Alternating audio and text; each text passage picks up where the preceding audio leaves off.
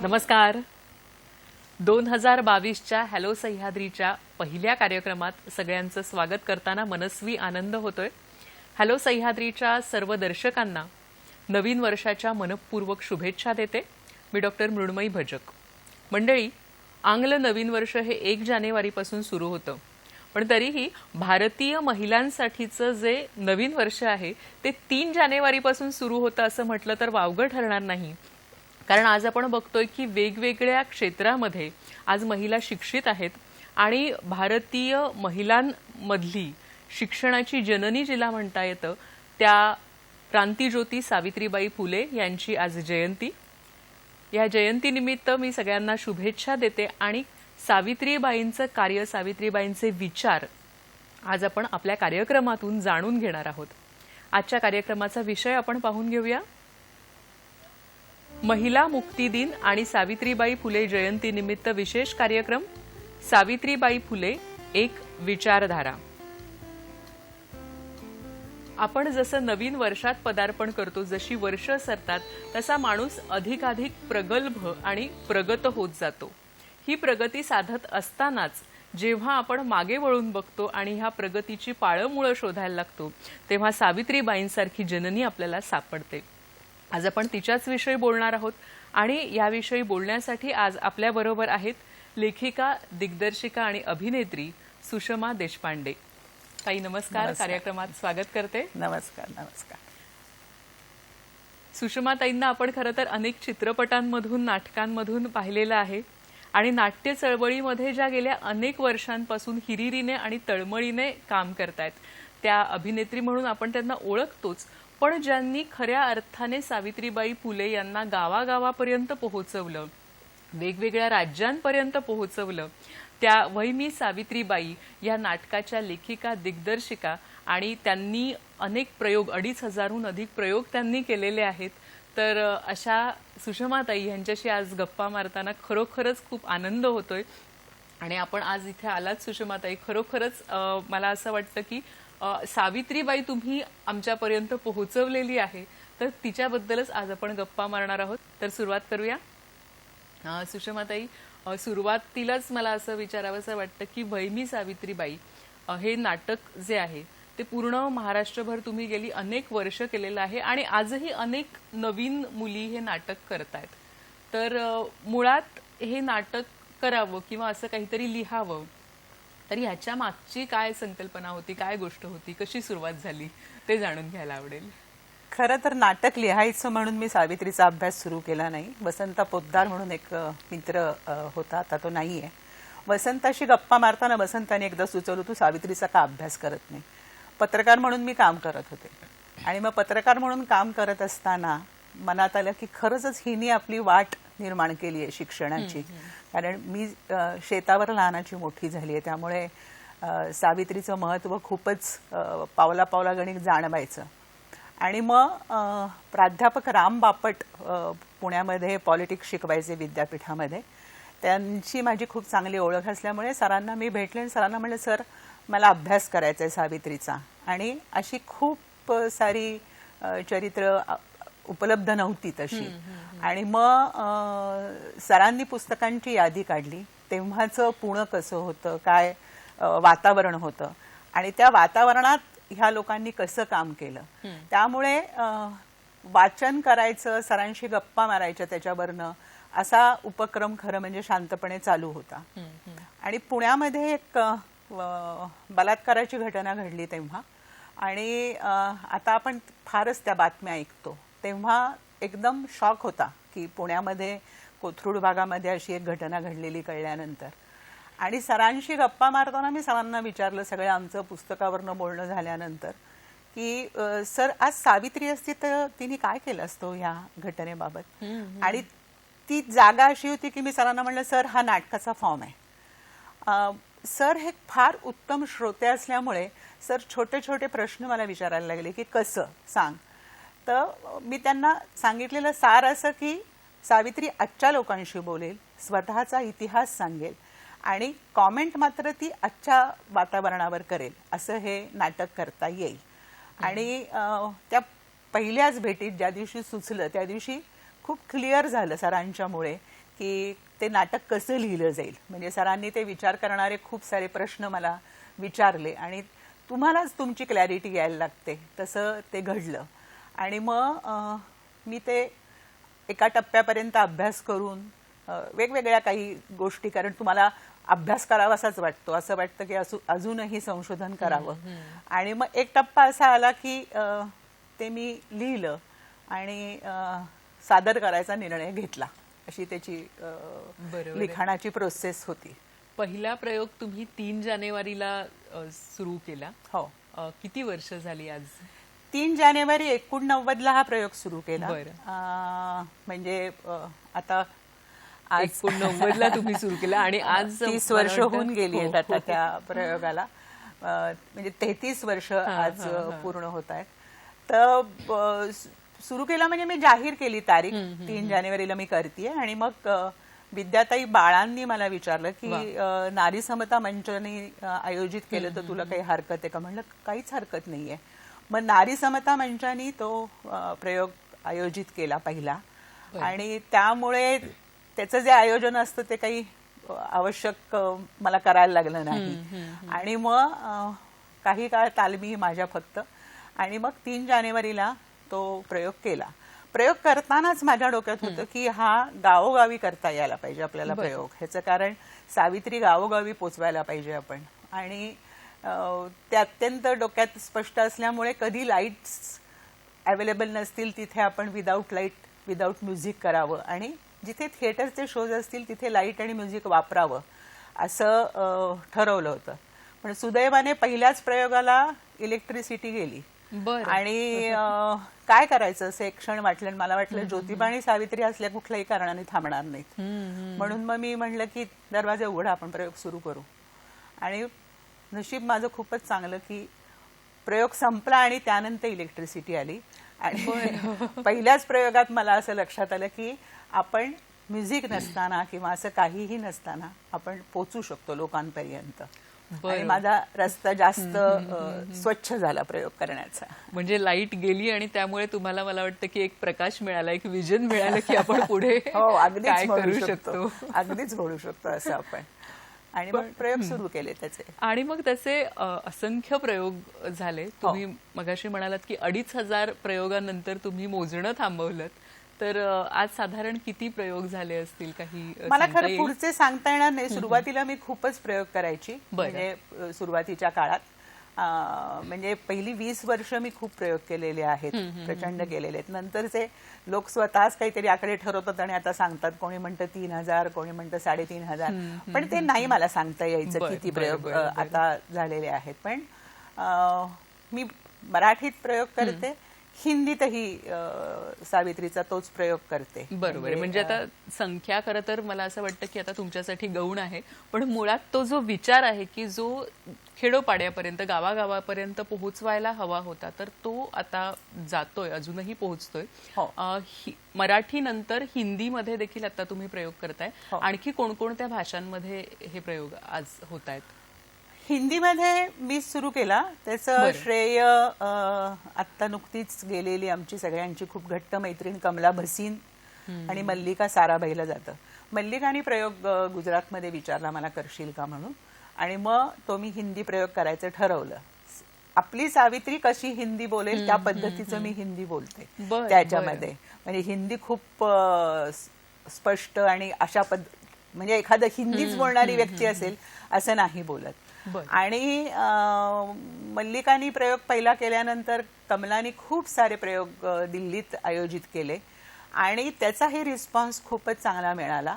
आणि आत्ता गेल्या काही वर्षामध्ये मी हिंदीचे खूप सारे प्रयोग अझीम प्रेमजी फाउंडेशनसाठी केले आणि ते म्हणजे उत्तराखंड, राजस्थान, मध्य प्रदेश, छत्तीसगड, म्हणजे भारतभर त्याचे प्रयोग खरं म्हणजे केले गेले.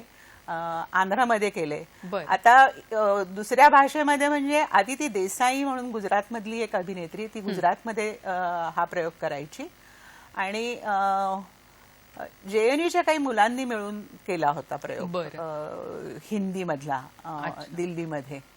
पण स्पॅरो नावाची संस्था आहे, त्या संस्थेने 8 भाषेत त्याचं भाषांतर केलेलं आहे आणि ते अवेलेबल आहे. शिवाय तेलुगूमध्ये वोल्गा म्हणून आहे, तिने केलेलं आहे भाषांतर. असं ते विविध भाषेमध्ये उपलब्ध आहे.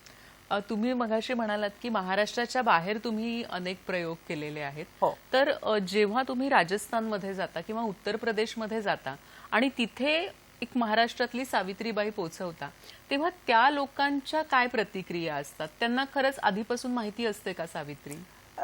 सावित्रीची माहिती कमी आहे, थोडीफार आता ज्योतिबांची माहिती त्यांना मिळायला लागलेली आहे, म्हणजे आहे माहिती थोडीफार. आणि त्यांना फार कुतूहल आहे की काय आहे ह्या दोघांनी काय केलेलं आहे. आणि खूपच चांगला रिस्पॉन्स असतो. म्हणजे मला आठवते दिल्लीत मी म्हणजे 89ला सुरू केल्यानंतर असं 92-93ला केले असतील प्रयोग. तर एक म्हातारी बाई प्रयोग संपल्यानंतर माझ्यापाशी आली होती आणि असं असं असं करून मला म्हणाली, खून का रिश्ता लगा तेरे सावित्री के साथ. किंवा आता उत्तराखंडमध्ये एक प्रयोग करत असताना एक तरुण मुलगी माझ्यापाशी आली आणि मला म्हणाली की मैं नहीं बात कर सकी सबके सामने, लेकिन तुम्हें बोलने आई हूँ तुम्हारे पास. मैंने क्या हुआ? तो ती म्हणली, मैं हूँ टीचर, पढ़ाती हूँ बच्चों को, तो आपको शब्द देती हूँ मैं कि मैं ठीक हूँ टीचर, बहुत अच्छी टीचर बनूंगी अब. तर त्याचे परिणाम खूप हेरी होतात. मला स्वतःला असं वाटतं महाराष्ट्राच्या बाहेर खूप त्याचं कुतूहल आहे आणि तिथे प्रयोग जास्त चांगले होतात. ह्याचं कारण तिथे फक्त स्त्रिया असतात असं नाही. महाराष्ट्रातला माझा अनुभव असा आहे की तुमचं बायकांचं काहीतरी चालू आहे, तर तसं काही नसतं. सावित्री म्हणजे काही बायकांचं नाही. तर ज्योतिबांनी सावित्रीला शिकवलीच नसती. म्हणजे ज्योतिबा म्हणजे ज्योतिबांचा शोध कायम आपण करत राहतो असं आपण जे म्हणतो. तर ते लक्षात घेता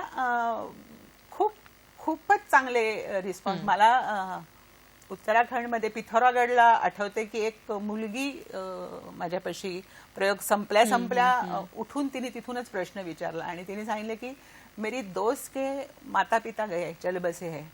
तर घरच्या लोकांनी तिची शाळा बंद केली आहे, तर आप कुछ करो ना.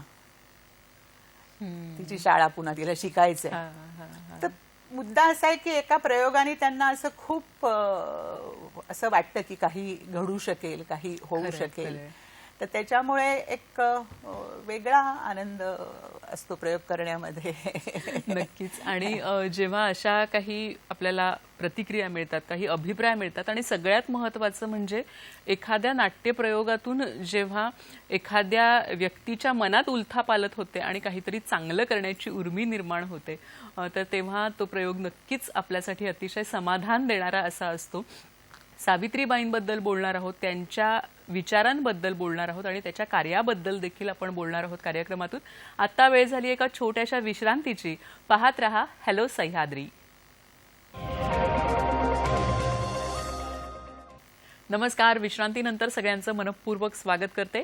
आज 3 जानेवारी क्रांतीज्योती सावित्रीबाई फुले यांची जयंती आणि त्यानिमित्ताने आहे आजचा आपला खास कार्यक्रम सावित्रीबाई फुले एक विचारधारा.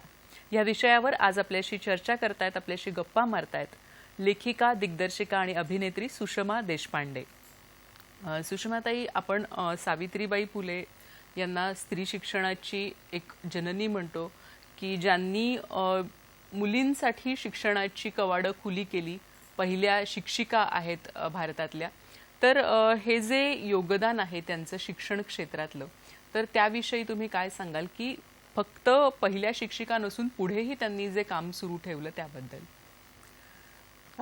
सावित्री हा मला फारच महत्वाचा टप्पा वाटतो. प्रत्येक मुलीने आणि स्त्रीने समजून घ्यायला हवं. म्हणजे मराठी अमराठी कोणीही असलं तरी. ह्याचं कारण असं आहे, त्या काळामध्ये शिकणं खूप सोपं नव्हतं, खूप प्रेशर होतं. मुळामध्ये फुल्यांना शिकण्यासाठी आधी ताण होते, वडील नाही म्हणायचे आणि काही मिशनरी लोकांनी त्यांना शिकण्याची संधी उपलब्ध केली वडिलांशी बोलून. आता त्यांनी आपल्या बायकोला शिकवायचं ठरवलं, तर खूप सोपं नाही आहे. म्हणजे वेगवेगळ्या पद्धतीचे तेव्हा ताण असणार, कारण फुल्यांना शिकायला परवानगी नाही आणि सावित्री आता शिकती आहे. पण शिकली ती. शिकल्यानंतर शाळेमध्ये गरज आहे. एक शिक्षकाने शाळा सोडली ताण लोकांचा, समाजाचा, आणि मग शाळा सोडल्यावर कोण येणार आता शिकवायला, म्हणून सावित्री तिथे शिकवायला गेली. म्हणजे जे काही येतंय तिला काही फार कॉन्फिडन्स सुरुवातीला असेल असं नाहीये, पण तू सुरुवात कर शिकवायला, अशा पद्धतीने ते त्यांचं ठरलं. आता शिकवायला गेल्यानंतर लोकांनी तिला खूप त्रास दिलाय, तो सहन करणंही खूप सोपं नाहीये. म्हणजे एका टप्प्यानंतर जेव्हा चिखल फेकले गेले, शेण फेकलं गेलं, दगड मारले गेले, अशा सगळ्या परिस्थितीनंतर एका टप्प्यावर लहुजी बुवा मांग आणि राणबा महारांना बरोबर दिलं फुल्यांनी जाता येता. पण तरी सुद्धा ते खूप सोपं नव्हतं असं जाणं रस्त्यानी आणि मग तिथे शाळा शिकवणं. तर ही पहिला टप्पा आहे शिक्षण. पण शिक्षणाच्या ह्यानी एक वेगळी तुम्हाला समज येते किंवा तुम्हाला एक वेगळा विश्वास येतो. आता मुद्दा असा आहे, त्यानंतर सावित्रींनी अनेक कामं केलेली आहेत. फुल्यांनी तेव्हा मुलींवर जे काही अत्याचार व्हायचे तर त्यांना त्या गरोदर व्हायच्या आणि गरोदर म्हणजे ज्या विधवा असतील त्यांच्यावर अत्याचार केले जायचे. तर अशा मुलींसाठी म्हणून त्यांनी बालहत्या प्रतिबंधक गृह सुरू केलं आणि तिथे जाहीर केलं की मुलींनी इथे येऊन बाळंत होऊन जावे, बाळंतिणीचे नाव गुप्त राखण्यात येईल. आता हे सुरू केल्यानंतर ती बाळंतपण सावित्रीने केली आहेत. बरं, सोपं नाहीये खूप. म्हणजे एक शाळा शिकवतीये, त्यानंतर ही बाळंतपण करते या पद्धतीने. मग ती बाळंतपण ती करत असताना त्यातलंच एक मूल, ह्यांना मूल नाहीये म्हणल्यानंतर दत्तक घेतलं यशवंता. आजही दत्तक घेण्यासाठी आपल्या मनामध्ये खूप शंका कुशंका असणारे अनेक जण आपल्याला पाहायला मिळतात. खरंय. आणि त्या पार्श्वभूमीवरती त्या काळामध्ये सावित्रीनी आणि ज्योतिबांनी एक मूल दत्तक घेतलं आणि त्याला यशवंत नाव देऊन त्यांचा मुलगा म्हणून तो लहानाचा मोठा झालेला आहे. तर हे मुद्दे असतील. किंवा 1877ला मोठा दुष्काळ पडला होता. त्या दुष्काळामध्ये मुलांना खायची भ्रांत होती, लहान मुलांना. तर ह्या लोकांनी ठरवलं की आपण मुलांना भाकरी देऊया आणि धनकवडी भागामध्ये कॅम्प त्यांनी सुरू केला. फुलेंचे सहकारी धान्य गोळा करत होते, पैसे गोळा करत होते. पण रोज 2000 भाकऱ्या वाटल्या जात होत्या. पाट्या लावल्या होत्या तिथे की भाकरी इथंच खायला लागेल, कारण बाहेर घेऊन गेले तर पळवतील अशी भीती असण्यात इतकं वातावरण वाईट होतं. ते संपूर्ण त्या कामाचं संपूर्ण नियोजन, भाकऱ्या कशा करायच्या, काय करायच्या, पिठा, हे सगळं सावित्री करत होती. फुल्यांनी गावागावच्या मुलांना शिकण्यासाठी आपल्या घराच्या बाजूच्या वाड्यामध्ये सोय केली. त्यांचं सुद्धा ज्यांच्याकडे पैसे ते द्यायचे, ज्यांच्याकडे नाहीत पैसे ते नाही द्यायचे, पण शिक्षण महत्वाचं आहे. त्यांना सुद्धा संपूर्णपणे ती जबाबदारी सावित्रीवर होती. म्हणजे असं आपल्याला पाहायला मिळतो एक तपशील की काकू म्हणायची ती मुलं त्यांना पुण्यातल्या वातावरणामुळे. आणि मग ती मुलं पुन्हा सावित्रीनीच एका पद्धतीने मोठी केली आहेत. म्हणजे तिचा जर तुम्ही एक पट पाहिलात तर तो पट पाहिल्यानंतर आपल्याला चक्र व्हायला होतं. बरं, फुले गेल्यानंतर सगळ्यात महत्वाची गोष्ट की 28 नोव्हेंबरला फुले गेले आणि 1890ला. आणि फुले गेल्यानंतर लोकांनी सांगितलं की फुल्यांची इच्छा होती की त्यांचं दहन केलं जावं. त्याला परवानगी मिळाली नाही. पण अग्नी द्यायचा तर तो कुणी द्यायचा, यशवंत आमचा नाही. आणि गावोगावी फारच प्रकरण असतं ते, म्हणजे माझ्याच मुलाने मला अग्नी द्यायचा असं फार असतं ते. तर तो नाही आहे, तर त्याला परवानगी नाही आहे अग्नी द्यायला, अशी लोकांनी भूमिका घेतली. आणि त्या काळामध्ये सावित्री स्वतः उभी राहिली आणि तिने ते टिटवं पकडलं आणि सावित्री जय सत्य आदि सत्य असं म्हणत पुढे गेली. आणि तिने स्वतः फुल्यांना अग्नी दिलेला आहे. खरोखरच आज जेव्हा आपण हे सगळं ऐकतो तेव्हा अक्षरशः आपण अचंबित होतो, कारण आजही ज्या गोष्टी करायला लोक धजावणार नाहीत अशा गोष्टी त्या काळी 19व्या शतकामध्ये सावित्रीबाईंनी केलेल्या आहेत. आपल्याला एक फोन येतोय, तो आपण घेऊया. शिवानंद आपल्याशी बोलतायत निपाणीहून. नमस्कार, आपला प्रश्न विचारा. बोला. सावित्रीबाई फुले यांची विचारधारा सध्याच्या युवा पिढीला फार गरजेचं आहे, पण ते आता ते कशा प्रकारे त्यांच्यापर्यंत पोहोचवली पाहिजे, त्यांना काय उपाय केले पाहिजे आणि त्याच्यामुळे बदल कसे होईल, मग त्यासाठी काय केलं पाहिजे, असं माझा एक प्रश्न आहे. धन्यवाद. खरं तर सावित्री पोचवण्यासाठीच मी नाटकाचा प्रयोग सुरू केला. आणि जेव्हा मी प्रयोग सुरू केला तेव्हापासूनच, म्हणजे 3 जानेवारीला प्रयोग केला असेल आणि मला वाटतं मार्चपासून मी जाहीर करायला सुरुवात केली की कोणीही कधीही हा प्रयोग करू शकता, मला न विचारता करू शकता. ह्याचं कारण सावित्रीच्या जगण्यावर मी नाटक लिहिते तेव्हा त्याच्यावर माझा अधिकारच असता कामा नये, अशी माझी भूमिका होती. आणि अनेक मुली करायच्या, छोटे छोटे भाग करायचे. आणि आता काही मुली करता आहेत, म्हणजे एक सोनाली पाटील म्हणून कोकणातली मुलगी, एक दीपाली जाधव म्हणून नाशिकची मुलगी, शुभांगी भुजबळ आणि शिल्पा साने म्हणून दोघी आहेत. त्यांना घेऊन मी दोघींना घेऊन पुन्हा तेच नाटक बसवलेलं आहे. सो मुद्दा असा आहे की वेगवेगळे प्रयत्न लोक करत आहेत आणि प्रयोग त्यांचे चालू आहेत. सो या प्रयोगातून त्यांना तरुण वर्गाला ते जगणं पोचवायला पाहिजे. त्याचं खरं म्हणजे मराठी आणि हिंदी तर मी करतेच, परंतु आम्ही खरं त्याचं इंग्लिश भाषांतरही करून ठेवलं. शांता गोखले त्यांनी ते केलेलं आहे.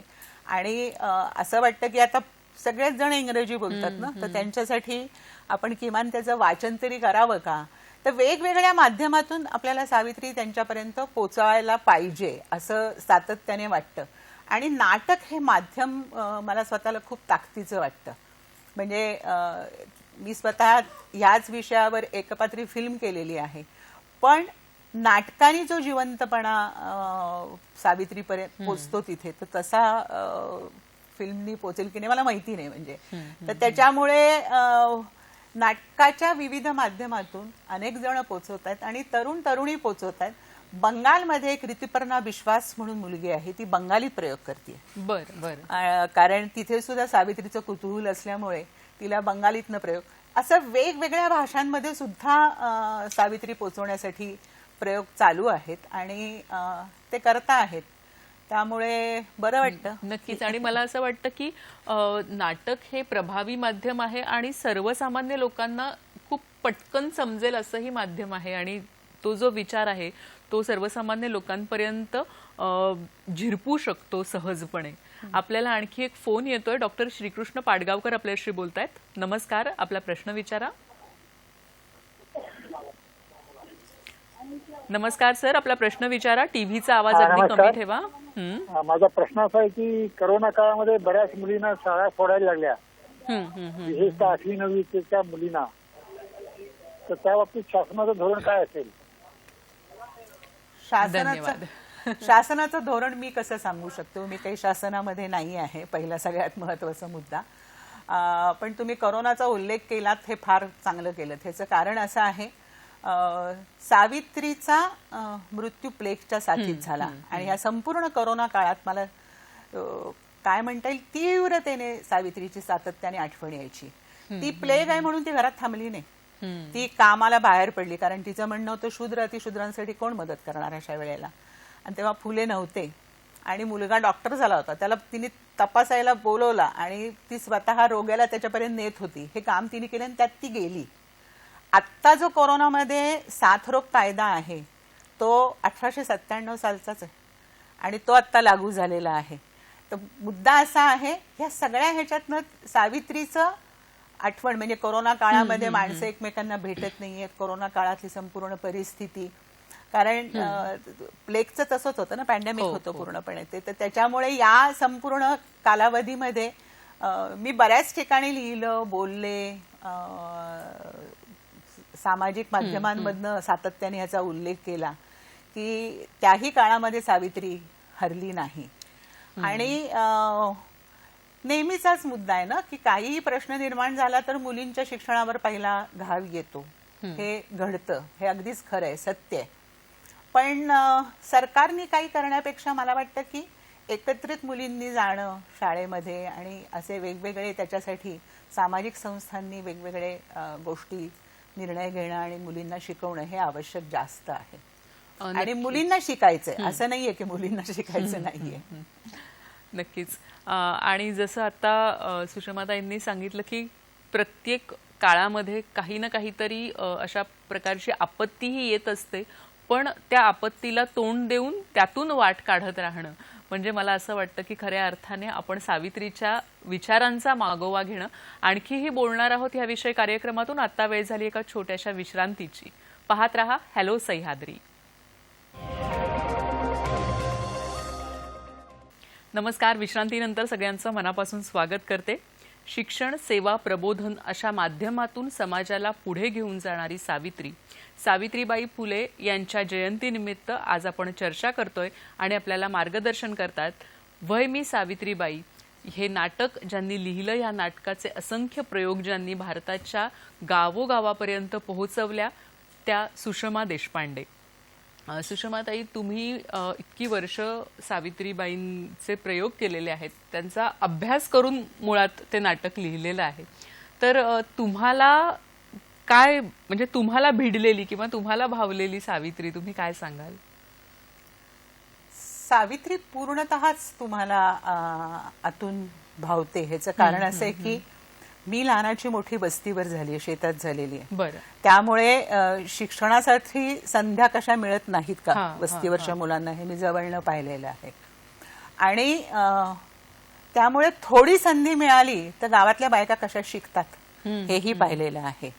म्हणजे खेडेगावात एका टप्प्यावर मी काम करायला सुरुवात केली, कारण मला असं वाटायला लागलं की सावित्रीची उतराई करायची असेल तर हेच करायला पाहिजे, दुसरं काही नाही. तर अनेक गावोगावच्या सावित्र्या मला भेटल्या की ज्या शिकतात, कॉम्प्युटर चालवतात, उत्तम काम करायला लागतात. मुद्दा असा आहे की सावित्रींनी हाच तुम्हाला आदर्श दिला ना, कोणचंही काम असलं तरी सावित्री ठामपणे उभी राहिलेली आहे आणि सुरुवातीचे त्रास सहन करून उभी राहिलेली आहे. म्हणजे एखादी बसली असती घरात, फार झालं नको बाबा मी कशाला, म्हणजे एखादी म्हणू शकते मी नाही जायची बाहेर, पण तसं न करता तिने ज्या पद्धतीने तिने उभी राहिली, ती शिकून लोकांसाठी काम करत राहिली. फुले गेल्यानंतर सुद्धा सत्यशोधक समाजाची ती अध्यक्ष होती असा आपल्याला रेफरन्स वाचायला मिळतो. आणि प्लेगच्या साथीत काम करताना तिला मृत्यू आला, म्हणजे सातत्याने ती कामातच होती नंतर. आणि हे सगळं फुले गेल्यानंतरही आणि फुले असतानाही खूप तिच्यासाठी सोपं होतं असं अजिबात नाहीये. आणि त्याच्यामुळे तिच्याकडनं घेण्यासारखं खूप आहे. जसं मी म्हणलं तसं कोरोनाच्या काळामध्ये आपण सगळे घरात बसलो, तर सावित्री बसली असती का? ती नसती बसली. म्हणजे तिला प्लेग झाला आणि ती गेली प्लेगमध्ये. तर ही जी काही तिची ताकद आहे ती तुम्हाला कायमच आतून एक वेगळ्या पद्धतीने स्फूर्ती देते, तुम्हाला विचार करायला भाग पडते. ती तुम्हाला असं वाटतं की नाही आपण काही फार काही करत नाही आहोत असं विचार करा, सर्वार्थाने ती तुम्हाला विचार करायला लावते असं मला स्वतःला वाटतं. नक्कीच. आपण जर आपण इतिहासाची पानं उलटली तर अनेक महापुरुष आहेत की ज्यांनी एक समाजसेवेचा वसा घेतला होता. पण आपण जेव्हा ज्योतिबा फुले आणि सावित्रीबाई फुले यांचा विचार करतो तेव्हा सगळ्याच महापुरुषांच्या ज्या पत्नी होत्या त्यांनी साथ दिलीच असं नाही. तर सावित्रीबाईंना त्यांना फक्त साथ दिली नाही, तर तो विचार त्यांच्याही पुढे नंतर त्या घेऊन गेलेल्या आहेत. हो हो. तर तुम्ही ह्याबद्दल काय सांगाल की पुढेही विचार त्यांनी सुरू ठेवलेला आहे, त्यांचं जे काम आहे ते पुढेही त्यांनी चालू ठेवलं? म्हणजे 90 ते 97 या काळामध्ये ती कामात होती हे तर आपल्याला स्पष्टच दिसतं. परंतु मला स्वतःला असं वाटतं आधीही आणि त्या संपूर्ण काळ सोपं नाही आहे ना की तुमच्या अंगावर दगडं मारली जात आहेत आणि तुमच्या अंगावर शेण फेकलं जातंय. आणि फुले जरी म्हणत असतील कदाचित सावित्रीला मग धू साडी आणि जा असं म्हणत असतील कदाचित, कारण फुले हा अत्यंत अग्रेसिव्ह एका पद्धतीने काम करणारा माणूस आहे कामाच्या संदर्भात. म्हणजे ऍक्शन आधी आणि मग सांगायचं त्याच्या मागचा विचार काय. तर ते तिने स्वतः स्वीकारणं आणि त्या पद्धतीने तिने उभं राहणं हे अजिबातच सोपं नाहीये. आणि त्यामुळे तिच्या संदर्भामध्ये विशेष कौतुक वाटतं की बरं काळ कुठला हा 19व्या शतक आणि म्हणजे शाळा 50-52 साली म्हणजे 48 का 52 असे त्याच्यामध्ये थोडे चर्चा आहेत. माझं म्हणणं शाळा निघाली हा महत्वाचा मुद्दा आहे. तर त्या कालामध्ये पुण्यातलं वातावरण ज्या पद्धतीचं होतं आणि त्या वातावरणामध्ये तिने ह्या सगळ्या गोष्टी करणं हे अजिबातच सोपं नाहीये. म्हणजे तुम्हाला ते महत्व पुण्यातलं वातावरण समजल्यानंतर जास्त जाणवतं की हिला घरी कसं बसवतो असं लोकांच्या चर्चा झाल्या असणार तेव्हा त्या काळामध्ये. पण ती घरी बसली नाही. तर फुले बरोबर होते आणि फुल्यांचे सहकारी बरोबर होते हे एवढं पुरेसं नसतं. तुमची आतून एक वेगळी ताकद लागते ते संपूर्ण काम करण्याची आणि उभं राहण्याची. तर त्याच्यामुळे मला स्वतःला असं वाटतं हे तिचं महत्वाचं आहे. म्हणजे घरातली पाण्याचा हौद त्यांनी खुला केला असं आपण ऐकतो वाचतो. आणि पाण्याचा हौद खुला करणं आणि तिथून लोकांनी पाणी भरणं, कारण लोकांना पाण्याची सोय करायला पाहिजे म्हणून. तर हेही स्वीकारणं आजही आपल्याला आजूबाजूला दिसतं की माणसं वेळ आली आणि विचार करायला लागली की जातीपातीत शिरतात आणि जातीच्या संदर्भामध्ये पकडून ठेवायला लागतात. आणि त्या काळात फुल्यांनी तर विचारच मांडले ह्या सगळ्या धार्मिक आणि जातीय तंटे आणि संपूर्ण वादावरती. पण ती स्वीकारून ती जगली त्या पद्धतीने. म्हणजे पाण्याचा हौद खुला करून तो लोकांनी यावं आणि हे करून जावं हे खूप ह्या गोष्टी सोप्या नाहीयेत. म्हणजे मला आठवतंय की मी 100वा प्रयोग सुरू केल्यानंतर लगेचच तो झाला होता. तो केला होता मी फुल्यांच्या वाड्यात. आणि ती परवानगी मिळणं वगैरे थोडं अवघड झालं होतं पण मी केला होता. आणि मग ज्या गोष्टी मी बोलते नाटकामध्ये त्या इथे घडल्या आहेत, ह्या वास्तूत घडल्या आहेत. हे खरं म्हणजे खूप अंगावर येतं.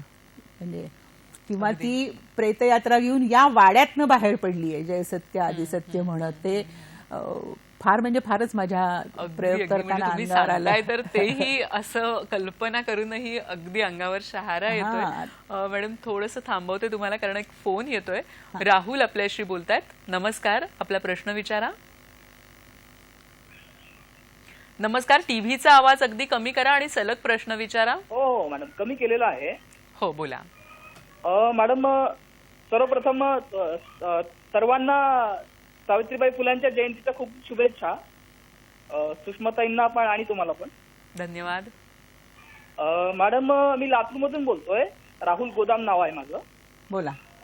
मला असं विचारायचं होतं की मॅडमनी नाटक लिहिलेलं आहे, खूप छान आहे असं. तर मॅडमनी नेमके कोणते कोणते ग्रंथ फॉलो केलेले आहेत आणि त्याचबरोबर सावित्रीबाई फुल्यांनी म्हणजे सावित्रीबाई फुल्यांनी जे काम केलं ते खूप मोलाचं आहे. तर ज्योतिबा महात्मा फुल्यांनी त्यांच्याबद्दल कुठं लिहिलं आहे का, किंवा त्यांचे जे सुपुत्र आहेत यशवंत त्यांनी त्या दोघांबद्दल काही लिहून ठेवलेलं आहे? धन्यवाद. मुळामध्ये ज्योतिबांनी काही लिहून ठेवलंय असं माझ्या वाचनात फार आलेलं नाहीये. पण सत्यशोधक समाजाच्या लोकांच्या काही वह्या आहेत ज्या वयांमध्ये म्हणजे मला आठवते तुमच्या या प्रश्नाचं उत्तर देताना की तिथे मला सापडलं की जय सत्य आदि सत्य म्हणत सावित्री निघाली. आणि ते जेव्हा वाचलं तेव्हा म्हणजे मला सांगूच नाही शकत मी काय झालं की वाचताना. त्याच्या आहेत. यशवंताची पण फार काही लिखाणामध्ये नाहीये, कारण यशवंताला असा आपल्याला वाचनात रेफरन्स मिळतो की त्याला एक मुलगी होती, यशवंताचं लग्न झालं होतं. पण सावित्रीनंतर लोकांनी त्याला खूप त्रास दिलेले आहेत यशवंताला. म्हणजे म्हणून ज्योतिबा गेल्यावरच सावित्रीला उभं राहणं पुढची काही वर्ष खूप सोपं होतं असं नाहीये. लोक लगेच त्रास द्यायला उभेच राहतात. आणि आपल्याकडे सगळ्यात महत्वाचं मला वाटतं ह्या संपूर्ण म्हणजे सावित्रीचा संपूर्ण पिरियड वाचताना पुढच्या 7 वर्षात काय झालं, फुले गेल्यानंतर 7 वर्ष सावित्री होती, काय घडलं हे शोधताना काही रेफरन्सेस मिळतात ते घेतले. प्लेगमध्ये गेली, सत्यशोधक समाजाची ती अध्यक्ष होती, हे सगळे मिळाले रेफरन्स मला. पण त्याचे एका लिमिटच्या पलीकडे नाही मिळाले. ह्याचं कारण डॉक्युमेंटेशनचं महत्त्व आपल्याकडे तेव्हाही खूप होतं असं नाहीये, आणि त्यामुळे आजही गडबड आहे डॉक्युमेंटेशनची. तर त्याच्यामुळे त्या पद्धतीचा तपशील तुम्हाला मिळत नाही. वाचताना बापट सरांनी अनेक पुस्तकं दिली ज्याच्यामध्ये, म्हणजे आता उदाहरण तुम्हाला सांगायचं तर ताराबाई शिंद्यांचं स्त्री पुरुष तुलना, की त्या काळातल्या एका बाईने लिहिलेलं आहे, ते वाचलं पाहिजे, असे जी पुस्तकं दिली. आम्ही पाहिलेले फुले म्हणून तेव्हा पुस्तक आलं होतं. सो फुल्यांच्या चरित्रापासून हे सगळी वेगवेगळी पुस्तकं, वेगवेगळ्या वह्या वाचत असताना बापट सरांनी एक महत्त्वाचं काम केलं, म्हणजे पुढं समजून घे त्या काळचं, तर तुला ह्याचं महत्त्व लक्षात येईल. म्हणून त्या काळातलं पुणं कसं होतं याचं वर्णन करणारी पुस्तकं पण सरांनी मला वाचायला दिली होती. आणि त्या पार्श्वभूमीवर ह्यांनी काम केलं हे महत्त्वाचं असल्यामुळे ते किती महत्त्वाचं असतं हे ते काम करताना माझ्या लक्षात आलं. म्हणजे पूर्ण अशा वातावरणामध्ये सावित्री बाहेर पडते हे खरंच आपल्याला चक्रावणारं असतं. त्यामुळे तपशील असे वेगवेगळ्या ठिकाणी थोडे थोडे थोडे सापडतात. जसं मी म्हणलं की त्यांची पत्र प्रकाशित झाली आहेत का सावित्रीबाई आणि ज्योतिबांची, असं वाचनात आलं होतं? हा, म्हणजे मी स्वतः त्याबाबत फार खात्रीने म्हणणार नाही, कारण असं खूप सारं साहित्य नंतर आलेलं आहे, कोणी कोणी काढलेलं आहे. ते एक लग्न आणि त्या लग्नासाठीच तिने फुलांना लिहिलेलं पत्र वगैरे. तर पुढं तेव्हाचं वातावरण आणि तेव्हाचं तिच्या गावचं वातावरण, सातारमधलं नायगावचं वातावरण, हे सगळं पाहिल्यानंतर असं तिने लिहिलं असेल का अशी मला स्वतःला शंका येते. बरं, मला किंवा तिचं काव्य सुद्धा खूप प्रकाशित आहे आता, तर त्याच्यातून विचार मांडले जातात म्हणून मी कधी काही त्याच्यावर बोलत नाही. परंतु मुद्दा असा आहे की सावित्रीने त्या काळात लिहिले असते तर फुल्यांनी नक्कीच पुस्तक छापलं असतं. म्हणजे माझं म्हणणं आहे की फुल्यांनी ज्या अर्थी सावित्रीचं, तर ते काही मेल शॉवनिस्ट नव्हते की माझं छापणार, मी लिहिलेल्या अखंडांचं, अखंड म्हणायचं फुले अभंगांना, तर सावित्रीचं नाही छापणार असं ते करूच शकत नाहीत, 100% करू शकत नाहीत. तर ते तेव्हा का नाही छापलं त्यांनी, आता कुठून आले हे काव्य. पण या चर्चांमध्ये मी शिरत नाही, याचं कारण विचार मांडणारे मुद्दे आहेत ते, आणि लोक ते विचार त्या पद्धतीने पुढे घेऊन जातात. खरंच, म्हणजे आपण बऱ्याचदा असं होतं की इतिहास म्हटलं की आपण बऱ्याचदा सनावळी आणि तपशिलांमध्ये अडकून राहतो. पण मला असं वाटतं त्याच्याही पलीकडे जाऊन आपण जर त्या मूळ विचारापर्यंत पोहोचलो तर नक्कीच तो विचार आणखी समाजामध्ये रुजू शकतो. आणखी ही चर्चा करणार आहोत सावित्रीबाईंविषयी, त्यांच्या विचारधारेविषयी. आता थांबतो एका छोट्याशा विश्रांतीसाठी. पाहत रहा हॅलो सह्याद्री. नमस्कार, विश्रांतीनंतर सगळ्यांचं मनपूर्वक स्वागत करते. सावित्रीबाई फुले एक विचारधारा या विषयावर आज आपण चर्चा करतोय आणि आपल्याला मार्गदर्शन करतायत सुषमा देशपांडे. ताई, आपण म्हणतो की सावित्रीचा जो विचार आहे तो सगळ्या काळांमध्ये उपयोगी आहे. म्हणजे त्यावेळी ही 19व्या शतकात, 20व्या शतकात, आज आपण 21व्या शतकात आहोत. तर आजच्या जगामध्ये, आजच्या युगामध्ये एकीकडे सगळीकडे आपण डिजिटायझेशन आणि एका भौतिकदृष्ट्या प्रागतिकीकडे करण्याकडे आपण जात असताना सावित्रीबाईंचा विचार आज कशा पद्धतीने आपल्या समाजाला उपयोगी पडतोय? आजही खेडेगावात मुलींच्या शिक्षणाची फार हे नाहीये, म्हणजे वातावरण फार बरं नाहीये. पूर्वीपेक्षा थोडं बदललंय, पण नाहीये तसं. म्हणजे जसं मला आठवतंय, मी वेगळा मुद्दा थोडा सांगते की मी प्रयोग सुरू केले जेव्हा सावित्रीचे, तर सुरुवातीला मला खरं वाटायला लागलं एका टप्प्यावरती की पोचतं का, मी काय करतेय नेमकं, आणि कळायचं नाही मला, म्हणजे आपण करतोय ते काय करतोय आणि लोकांपर्यंत विषय जातो की नाही. पण गंमत अशी आहे की एक साधारणपणे 15-20 वर्ष झाली आणि मी प्रयोग करताना काही मुली प्रयोगांना यायला लागल्या. बरं, म्हणजे आजच्या पिढीचा मुद्दा म्हणून मला हा मुद्दा आठवला की त्यांच्या आयांनी त्या मुलींना पाठवलं होतं प्रयोगाला. बरं, आणि त्या म्हणाल्या होत्या की हा प्रयोग तू पाहायलाच पाहिजे, ह्याचं कारण असं आहे की मी शाळेत असताना किंवा मी कॉलेजमध्ये असताना हा प्रयोग पाहिला होता आणि तेव्हा मी ठरवलं होतं की काहीही झालं तरी माझ्या मुलीला शिकवी. तर सामाजिक बदल ही खूप सोपी गोष्ट नाहीये, म्हणजे विचार पटला आणि सुरू झालं असं इतकी सोपी गोष्ट नसते. तर त्या काळातल्या मुलींची लग्न झाली, परंतु त्यांनी ही भूमिका घेतली आपल्या मुलींबाबत की आपल्याला माहितीये सावित्री, तर आपल्या मुली शिकल्या पाहिजेत. तर त्याच्यामुळे त्या स्लो प्रोसेसने का होईना तिथपर्यंत जातात आणि त्या अशा मुलींना जेव्हा वाटतं तेव्हा मला वाटलं की हो, विषय कुठेतरी लोकांपर्यंत पोचलेला आहे. म्हणजे पुढच्या पिढीकडून तुम्हाला पोचपावती मिळाली हो तुमच्या प्रयोगांची. आणि म्हणजे तुम्हाला एकदम चक्रवायलाच होतं ना की 20-25 वर्षापूर्वी कोणीतरी पाहिलेला प्रयोग आणि तिची मुलगी आता या प्रयोगाला येते आणि तिला समजून घ्यायचे सावित्री काय आहे म्हणून. तर खेड्यातल्या मुली फार पटकन, ज्याला आपण मराठी शब्द मला सुचत नाही पण रिलेट करतील अशी सावित्री आहे की अशा वातावरणामध्ये म्हणजे शेजारच्या गावात जाणं प्रश्न निर्माण असतो, सायकली घेऊन जायचं तरी प्रश्न असतो, म्हणजे खूप ताण खूप आहे त्या मुलींना शिक्षणासाठी सुद्धा. आणि त्या सगळ्याबरोबर त्या वातावरणाला समजून घेऊन त्या पोरी शिकण्याचा प्रयत्न करतात. आणि आता थोडं थोडं आपल्या लक्षात यायला लागले की गावोगावच्या पोरी शिकून वेगवेगळ्या पद्धतीने नोकऱ्या करतायत, कामं करतायत किंवा इव्हन काही शेती करतायत उत्तम, किंवा छोटे छोटे शेती संबंधातले काही उद्योग करतायत. म्हणजे या पद्धतीचं संपूर्ण काम आत्ताच्या पिढीतल्या मुली करायला लागल्यात. तर मला असं वाटतं की हा रस्त्याची पाऊलवाट निर्माण केली आहे सावित्रीने आणि आता ह्या मुली या टप्प्यापर्यंत आलेल्या आहेत. बरोबर आहे. अगदी जाता जाता तुमचे अनुभव, मला खात्री आहे की तुम्हाला असंख्य अनुभव आले असतील, पण तरीही एखादा अतिशय मनाला भिडलेला हृदयस्पर्शी असा अनुभव आम्हाला ऐकायला आवडेल.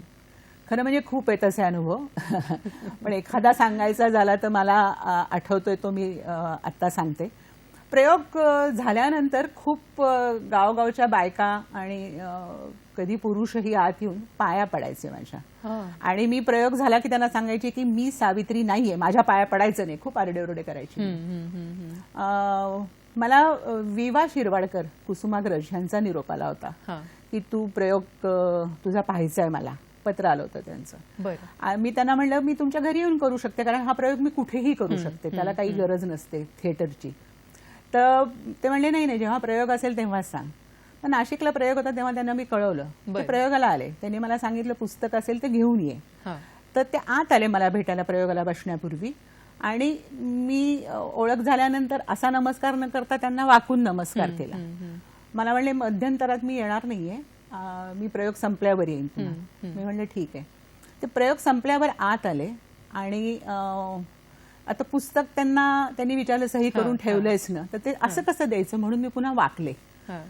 तर ते म्हणले सुषमा वाकू नकोस, अजिबात वाकू नकोस, या क्षणी मला तुझ्या पाया पडावं असं वाटतंय.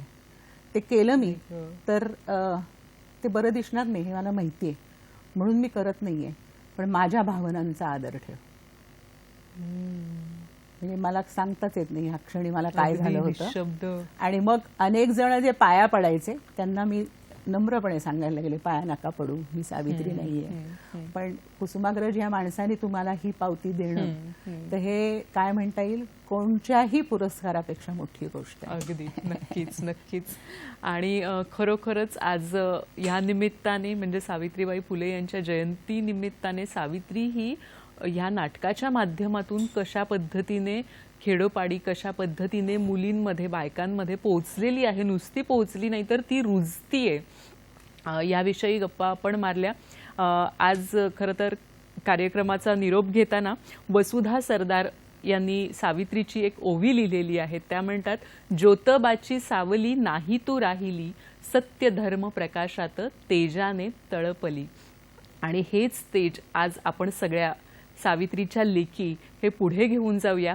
आजच्या दिवशी आपण ह्याच नोटवर इथेच थांबूया. सुषमाताई, तुम्ही इथे आलात आणि खरोखरच आजचा जो हा 1 तास होता कार्यक्रमाचा, तो तुमच्या छान सगळ्या अनुभवांमध्ये, आठवणींमध्ये अक्षरशः रंगून गेला.